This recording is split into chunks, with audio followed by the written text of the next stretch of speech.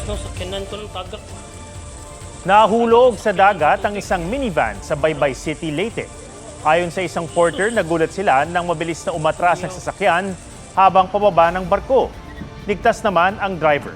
Sabi ng pamunuan ng Pantalan, aksidente ang nangyari.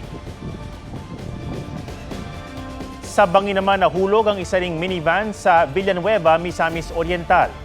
Sa ulat ng MDRRMO, nawala ng preno at overloaded ang minivan. Isang nasawi sa 12 sakay na galing daw sa pakikilibing. Huwag magpahuli sa mga balitang dapat niyong malaman. Mag-subscribe na sa GMA Integrated News sa YouTube.